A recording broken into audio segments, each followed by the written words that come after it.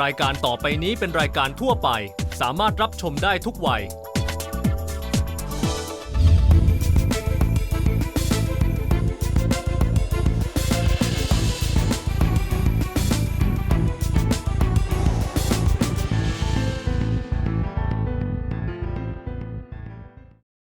สนับสนุนโดย AIS ใช้ชีวิตได้มากกว่าไทม์ไลน์สุทธิชัยหยุ่นวันนี้ผมจะสนทนากับอาจารย์อเมริกันที่รักเมืองไทยที่เข้าใจเมืองไทยและที่มีประวัติเกี่ยวกับเมืองไทยอย่างลึกซึ้งใกล้ชิด Professor Stephen Young เมื่อ 49 ปีก่อนศาสตราจารย์ท่านผู้นี้เป็นคนค้นพบบ้านเชียงครับท่านอยู่เมืองไทยเพราะว่าท่านมีคุณพ่อเป็นอดีตเอกอัครราชทูตสหรัฐประจำประเทศไทยแค่นั้นอย่างฉะนั้นท่านโตมาจากบรรยากาศของประเทศไทยโดยแท้จริงวันนี้ท่านแน่นอนครับศึกษามาทางด้านนิติศาสตร์แต่ก็มีความผูกพันกับประเทศไทยเพราะว่าท่านก็ยังมาสอนที่ศาสินวิชาว่าด้วย corporate responsibility คือความรับผิดชอบธรรมาภิบาลของบริษัทการทำอะไรที่ให้คืนกับสังคมแทนที่จะทำกำไรอย่างเดียววันนี้มีประเด็นการเมืองไทยที่น่าสนใจปกติจะมีผู้เชี่ยวชาญด้านการเมืองไทยที่เป็นชาวต่างชาติน้อยคนที่จะออกมาแสดงความคิดเห็นในที่สาธารณะอย่างนี้แต่ว่าผมเจอกับสตีฟยังเนี่ยผมบอกว่าวันนี้ต้องมาคุยกันหน่อยว่ามองการเมืองมองการปฏิรูปมองเรื่องทิศทางประชาธิปไตยของไทยและมองว่าเราจะทำได้ไหมครั้งนี้มีการปฏิรูปกันครั้งใหญ่ขนาดนี้เนี่ยเรามีทางที่จะข้ามพ้นปัญหาที่เราติดกับดักมาเป็นเวลา10 กว่าปี Hi Steve, thank you for coming back to my program. Last time we talked about politics and that interview became a very much talked about in Thailand and it's still in YouTube. If anyone is interested, they can go and find you in YouTube. But today, I want to take another step. Looking into the future, what is your most worrisome concern about Thailand now? There has developed in Thailand over the last 20 years a cancer. It's a cultural cancer. It's a social cancer. It's a business cancer. It's a religious cancer. It's a political cancer. It's money. It's money. You mean money is the source of all kinds of cancer? The love of money and the eagerness to get money. And in Thailand, it's money equals I'm not. But isn't money a problem everywhere? Why only Thailand? Well, because I think something is broken down in Thailand, and the forces that want to use money power have gotten their way very easily in Thai politics, and they can buy the government. And if you buy the government, you then use it for personal ends, for family ends, for your party ends. A constitution. Are you saying that it doesn't need a lot of money to buy the whole government in Thailand? I'm saying if you can get enough money to buy control of the House of Representatives, and then you get control of all the ministries. That gives you lots and lots of opportunity to make money, and you take advantage, to me, of a Thai culture of Grengjai, of a Thai culture of waiting for the Huana. If you can get up to be the Huana, then you have a lot of advantages. Now, my understanding in the past, the traditional Thai culture, which is based on Buddhism, yes. Bun and Barami. You can't buy that. In the old days, you cannot buy Bun. You cannot buy Barami. You have to earn it like this. Right. But I have heard since about the mid-1990s, people talk about, oh, you buy this, you buy that, you go to this Wat, you give them a big present, you get lots of Bun. You know, there's a Thai saying that เงินไม่มากาไม่เป็น meaning that if the money doesn't come, then I don't know how to vote, how to tick the ballot box. And that to me is that's a cancer in the culture of Thai politics. That means that the real problem has to go out to the people. But how do you do that? Now, my own feeling is that the leadership of Thailand is dealing with a very, very difficult problem. I don't think the Americans could solve this problem. No. And we're starting to, by the way, we're starting to get our own money cancer problems. Right. If Hillary Clinton says she's going to raise $2 billion Yeah. to run for president, a job that pays $200,000 a year. How is she going to earn it back? Exactly, 4 years. exactly. Her friends, so we Americans may in the future suffer some of your problems, but right now, the leadership, all different, are trying to think through how can you create a constitution in politics which pushes the money power to the sides and leaves the center to people of goodwill who actually have barami, Yes. actually have bun, me jai di, me kwam kit di. How do you get those people there and that the voters, they look at the candidates and they say, Yes. I want a good person. Right. They don't ask, how much do I get? Loy baht. What was it, 20 years ago? was Loy baht. Loy baht. And then after that, it was Loy baht. And I don't know what it is And today. now it's more than that. Yeah, probably more than that. Of course. But General Prayut staged the coup to start the country on a reform process, according to him. Don't you think that that reform, now that the National Reform Council has completed its proposals submitted to the government, don't you think that that will be the beginning of the reform and that would change that culture? Perhaps. I think the people need to be very appreciative, frankly, of all the efforts that have been made by, I think, well-intentioned people to solve a very difficult problem. But my concern, Kun Sudajai, is that the money cancer is still all around. Yes. And once the elections come, if the reforms are not, if they're just superficial, Yes. if they're not deep enough, the money culture will come back. And then the tensions will come back. And the protests will come back. And then what will happen to Thailand? To cure cancer, you need very drastic treatment. You need radiation. You need really to go and destroy the cells. How do we solve this cancer, the money cancer? Does it mean that we really have to take some drastic effort? I think this kind of cancer is a different thing. It's like a polio virus. I had polio when I was a boy. So I got the virus inside me and I was sick and my muscles were weak. But my body came back, but the virus is still inside me. Yes. I still have the virus many, many years later. But it doesn't matter that I have it because something about my immune system, my muscles has come back.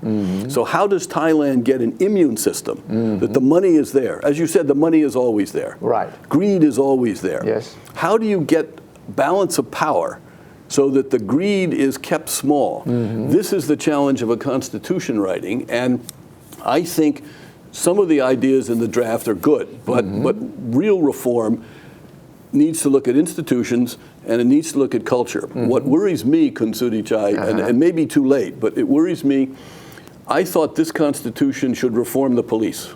Yeah. Serious reform. If I had to do anything with a sharp knife, Right. it would be to really change the police. The second thing is the judiciary. Right. The big thing in my mind is that when a judge makes an opinion, it should be published. Right. So everybody knows what the reasoning is. If you are a judge and your thinking goes out to the public, then you are cautious. Oh, of course. If everything is private, who knows why you The make sense of decisions. accountability. Accountability. The other thing which I think, which I suggested last year in the Post and elsewhere, is I think you need to have more checks and balances between the National Assembly and the government.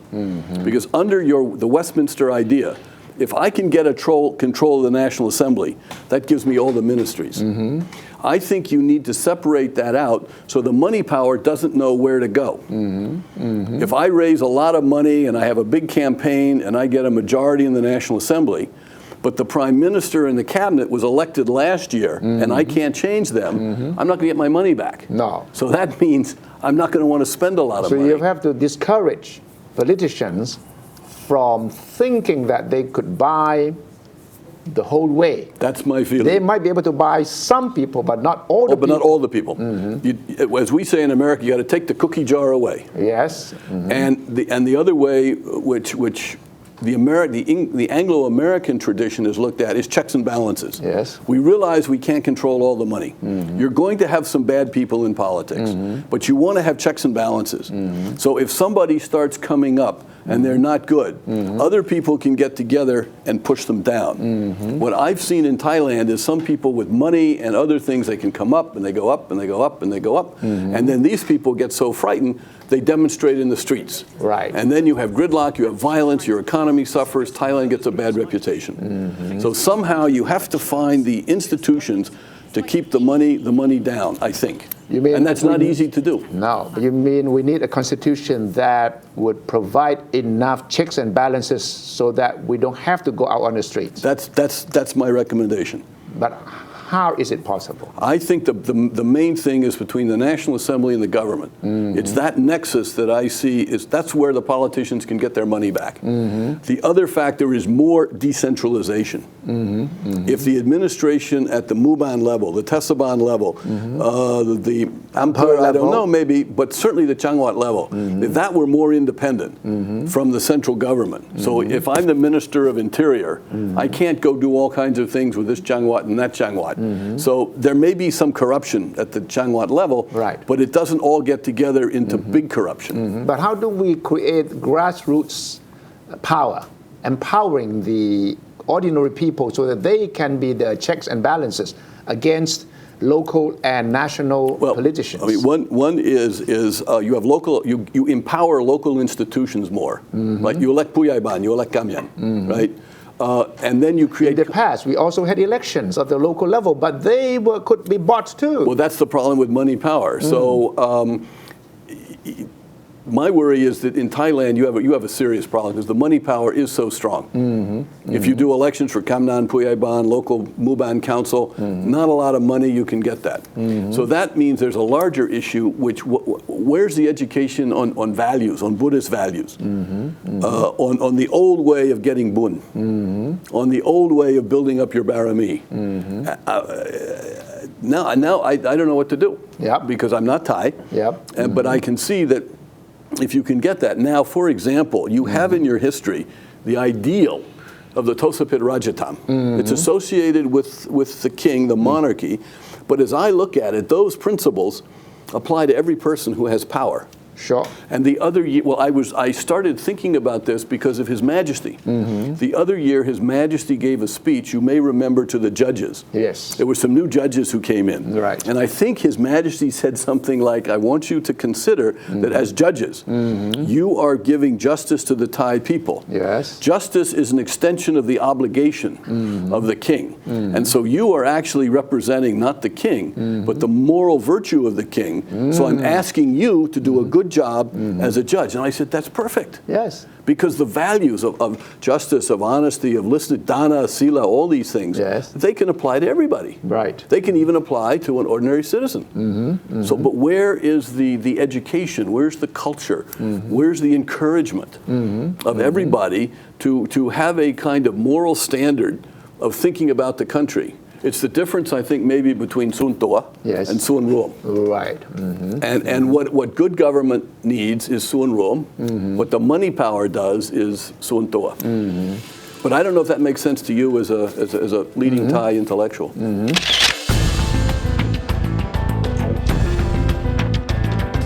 I am very disappointed in my government. I'm disappointed in President Obama. I'm very disappointed with our State Department because they've become terribly superficial and knee-jerk.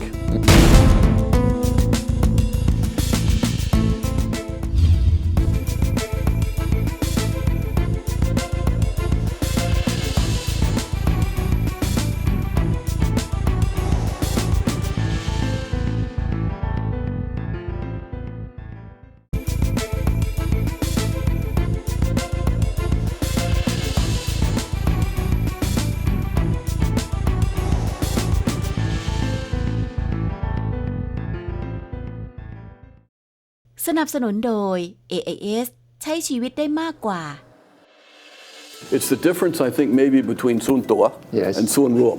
Right. And what good government needs is Sun Ruom. What the money power does is Sun Toa. But I don't know if that makes sense to you as a leading Thai intellectual. No, I think that is one of the main topics that people talk about, and how do we get there? How does the reform process overcome the cancer that you mentioned? police reform is not high on the agenda. It should be, from my point of view, it should be priority number one. Should be. Because I think, and maybe the younger Thai do not remember, I think this police force was created by General Pao in the 1950s. Right? That's 60 years ago. Why are you keeping a police force of 60 years ago that was created by one general who was in a rivalry with another general, Right. Sarit Tanarat? So Pao created a police force, kind of like a little army. You know what he said when he established the police force? General Pao said, under the sun, police can do anything. That, and That reflects his which thinking. means which means if I can buy the police, I can do I anything. bought the sun. I bought the sun. That's right. That's right. Yes. So how should the police be reformed? I think several things. First of all, you decentralize it. You keep a small sort of FBI kind of police, but then the major police forces are at the Changwat level and let's say Bangkok and the city level. And so your career as a policeman only goes up so far. That's the way we do it in America. But that means people have very good careers. You can rise up from a patrolman and you can become chief of police. In fact, I've got good friends who are chief of police of the city of St. Paul. Yeah. City of St. Paul is 200,000 people. Yeah. Small tax base, but they pay the police chief a good salary. Yep. And he has prestige in the city. How are they chosen, the police officers? They rise up through the ranks and they're appointed by the mayor. They're not elected. They're not elected. The sheriff, now the other thing is we have a different system. Again, checks and balances. Yes. We have a police force in the city. In the larger area, say the Changwat, Yes. we have a sheriff Yes. who's elected by the people. And he has a sheriff's department. So you've got these different things. So the next thing, of course, is we have a judiciary. The main check on the police are strong judges in courts. Sure. So if you're a policeman and you do something wrong to me, or you ask for a bribe, or you beat me up or something, Yes. I can go to a court system which is strong and not afraid of the police. And I can get the judge to give me an order against you, that you must apologize, you must pay me money, Yeah. or if you were really bad, you can go to jail. The judge has enough guts to send you to jail for beating me up, for stealing money, or for lying. So that's why I said earlier the two key reforms are police here and the judges over here. But I think decentralizing the police, I would think also fewer police at much higher salaries, Yeah. which is hard to, but I think that I've been very influenced by what Lee Kuan Yew did in Singapore. Yeah. Now I know not everybody in Thailand is fond of Singapore. I know that. I know that. But this, I think, was the best thing that Lee Kuan Yew ever did, and no other country has done it. Yeah. It's for the whole government. Yeah. And I was told this by S.R. Nathan, who was the president, who was a friend of mine. So S.R. told me once, he said, Steve, that reminds me. And I don't get all the details, but more or less true.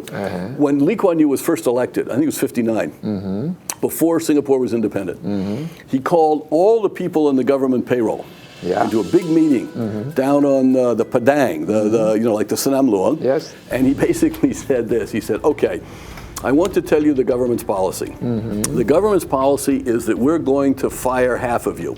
Wow. Those of you who stay, we're going to triple your salary. Yes. We'll provide you housing. My party promises that we will have the best education possible, Yeah. free, so your children will have very good education to go up. Oh, and your salary is going to be high enough so that you can take care of your wife and your mother-in-law will be happy. However, you take 1 penny Yes. and you're out and you're in jail. Those are the new conditions. A very high salary, but you live on that salary. For those of you who leave, we're going to give you a severance payment, a lump sum money so you can start a business. You have 2 months to think about it. Or you can choose. You can to choose. stay or to leave. So if you stay, these are the terms. Yeah. A good salary, but no corruption. If that's not comfortable for you, You go you're out. You go out. You go in the take private. money. You take money and you go and you start a business. Okay. And you can do as much as you can. As a result, Lee Kuan Yew always had a civil service, a police force in Singapore of people who were dedicated to the job and their salary. And the problem of corruption and abuse of power in Singapore has been minimal. Why can't we do it in Thailand? Because you have too many people in the payroll now. Well, we can start somewhere. You could. Early retirement. Early retirement, raise the salaries here. Create maybe, I don't know, maybe on the police, maybe you create a new sort of special elite force. This new elite force will be the best of the best, and you will pay them farang wages. Yeah. But they'll be small, maybe Sure. only 10,000. Small, effective, devoted, and right. Not corrupt. And respected by the people, and proud of themselves. They're proud, Kun Sudajai, not because they've got lots of medals. No. They're proud because they know they're good Thai, they're helping their country, and when people see them in their red uniform or whatever it is, the people they why a little bit. They say, you're a part of it. And they feel good inside. And they feel good inside. Yeah. And that's just an idea. No. I think this is something that we need to seriously think about, because if we follow the traditional way of thinking, we would not be able to really get out of the track, and we'll be doing piecemeal sort of reform, and it won't change anything. Well, if I may make a personal comment too, it's just started, but I'm rather intrigued by the possibility. I read in the newspaper that Kun Sutep wants to start a foundation. Yes. To talk about reform, what you mentioned. Yes. And I think a foundation could be very, very helpful in generating new ideas. Because if you leave it to the old people and the Ajahn and this and that, you're kind of stuck. But if you could get a foundation, if Kun Sutep would go out to the people, if he would go get ideas from the people, from the students, from the business people, from this and that, and have some kind of a consultation process. Now, I know other people say, oh, that's politics, that's politics. Why don't you think that if Kun Sutep can do it, the red shirts can do it too? Anybody can do it. It's not only Kun Sutep who can do it. This is the way our country works. We have so many nonprofits and foundations. In our country, the key point are what we call the think tanks in Washington. Yes. Right? We have very conservative ones, Cato. We have very liberal ones, Center for the American Progress, and we got a bunch in the middle. Yeah. And they all compete at the And level. are you somewhere in the middle? I'm basically in the middle, though I kind of lean more towards, I'm an old-fashioned middle. They used to call them Whigs or liberals. I'm a checks and balances kind of person. I don't like the far right, and I don't like the far left. Okay, so somewhere in the middle. Which is also, there's something Buddhist about this. The middle way, mindfulness. So you are a Buddhist? No, I'm a Unitarian. Unitarian? But I like mindfulness. I like thinking things through. I don't like ideology. I don't like emotions. I don't like doing things because I like you or I don't like you. Because I may not like you, but you might have a good idea. Sure.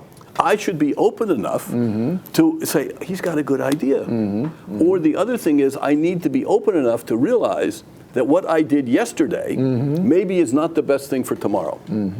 So we've had this for 150 years. We in Thailand, we've done this, and this. Fine, good. It worked in the past. But we don't have enough people like this in Thailand. That's why we have this long, drawn-out conflict. And so that is an effort for the thought leaders and the social leaders and the cultural leaders in Thailand to look for these people and to reward them. To say, if you do this, that's good for Thailand. The other thing is, I don't think in Thailand these days people say thank you enough. Even if I disagree with you, I say, you tried. Thank you. You came up with an idea. Maybe it's not the best idea, but you tried. Yeah. You cared about the country. You wanted to do something. That culture of appreciation is actually it's a vaccine against the money power. Right.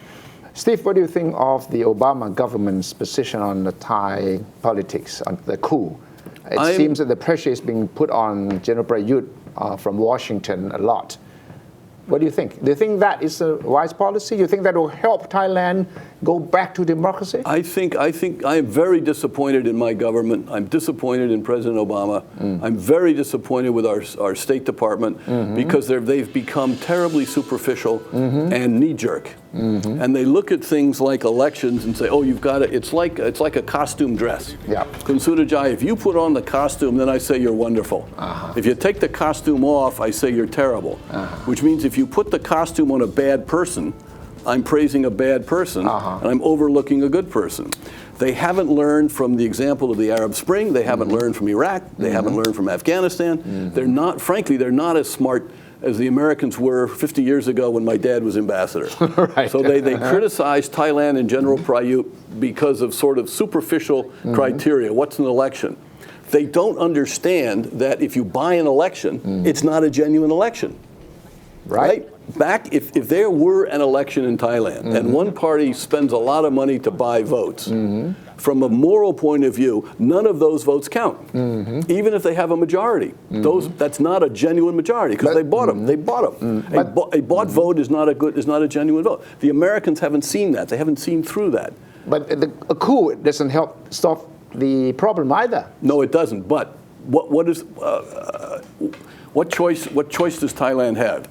You had a situation of November gridlock. 22nd last year? You had gridlock, and you had growing violence, and you had no prospects of reconciliation. The Yingluck government had been rejected in many, many ways, legally and other ways. Thousands of people are in the street, and the country's at a dead end. Now, if the different sides were, from my point of view, had more actual barami, they would have worked together. That's not happening. Why didn't they work together? I think you've got another problem from, well, first of all, money power encourages you to be arrogant, and you don't want to compromise. Because you think you will win with money. Exactly. Because you have more money than the other Right. side. And if so I don't you win today, I'm going to win tomorrow. Because I have money. And the other thing is I can try to buy people around you. Right? I'll go to your secretary, I'll go to your friend, I'll split, I'll do this, I'll buy a judge, I'll do, you know. So I don't have to... I don't have to compromise today. Okay. Right, that's one thing. The second thing is, I think, frankly, and there will be many people, Farang in particular, who will disagree with me, the position of the red shirts, the intellectual position of the red shirts on this sort of populist democracy is a foreign idea come to Thailand, and it resists compromise. It's a French idea. It goes back to the French Revolution. It's sort of the supremacy of the general will. It's an idea that comes from a French guy, Jean-Jacques Rousseau, lived in the 18th century, which says, if I know what the people want, I can represent the people, and I don't have to compromise. Compromise is what Rousseau called particular wills.